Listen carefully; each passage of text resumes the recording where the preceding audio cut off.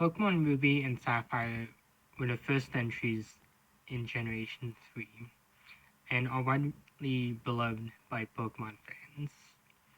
And since I got to kinda play these games, yeah, I'll explain more in the video. I feel like I should have done a review of these ones. Now, my first experience with Ruby and Sapphire was in 2021. I played the remakes before, and I will definitely be honest and say that the remakes are by far the more superior version, in my opinion, but the originals did have quite a lot to like about them. Now, onwards to the story. Ruby and Sapphire have more of a story than Gen 1 and Gen 2 did. The story revolves around the player protagonists, either being Brennan or May, moving to the Hoenn region, where they encounter one of two evil teams, depending on your version, one being Team Magma and the other one being Team Aqua. Both these teams wish to awaken the legendary Pokemon, Groudon and Kyogre, and that kind of goes poorly for them. In Emerald, it kind of is a little different than that, but I'll be reviewing that one another time. But yeah, that's pretty much just the basis of the game story. Other than that, the player has to collect all the gym badges and complete the Pokedex. The usual. And I'll give it credit as the story in these games was pretty great. And I mean, also considering the previous games didn't really have much of a story. But as time went on, Ruby and Sapphire's story is probably one of the best stories that we've seen in a Pokemon game. So, what do I like about this game? Well, there's a lot to like about Ruby and Sapphire. First of all, the selection of Pokemon is really great. There's quite a few returning Pokemon from Kanto and Johto, but there were 135 new Pokemon introduced in these games. And well, obviously the stars were pretty good, but Pokemon like Gardevoir, Exploud, Breloom, Aggron, and Marichamp were all pretty good, and there's loads of other really great Pokemon. Then the region is pretty fun to explore through.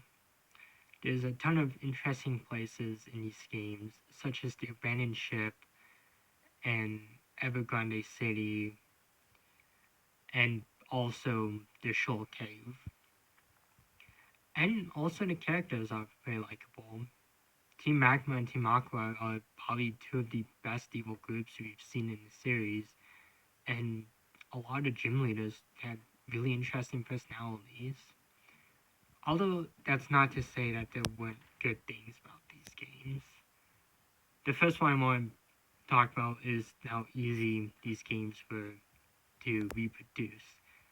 Yeah, I was actually a victim of getting reproduction copies.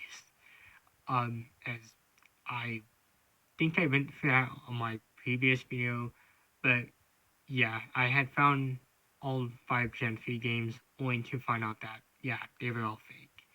And while they play like the original, there's some stuff that I feel that is missing from the games.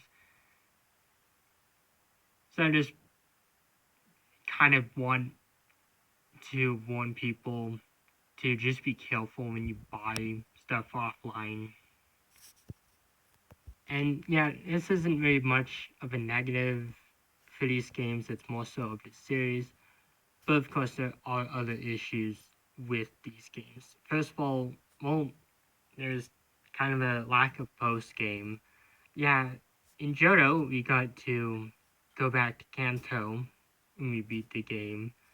But in these games, the only really thing you get to do is just go to the battle tower. And if I'm being honest, I'm not a fan of the battle tower.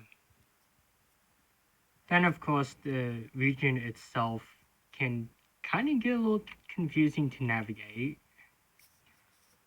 Yeah, many times I got lost when I was exploring in Owen, and yeah, there aren't really too many negatives I have of these games. Of course, then there's a few things I mixed about, such as both contests, but at the same time, I do think it was pretty cool that they added more stuff to keep players entertained.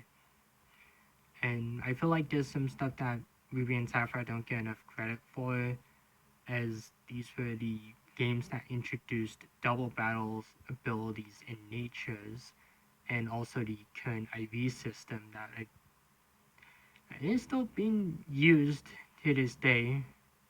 And from what I heard is kind of reason why you can transfer between these two games. Well, between the Gen 2 to Gen 3 games.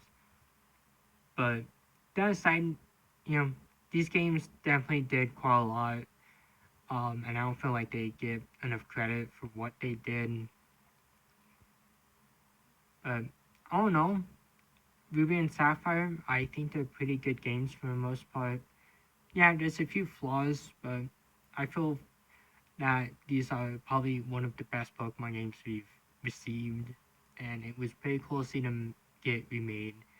And I can only hope that they get ported onto a new Nintendo console someday, because these games are just really easy to find fakes of. But other than that, goodbye, and I hope everyone has a nice day.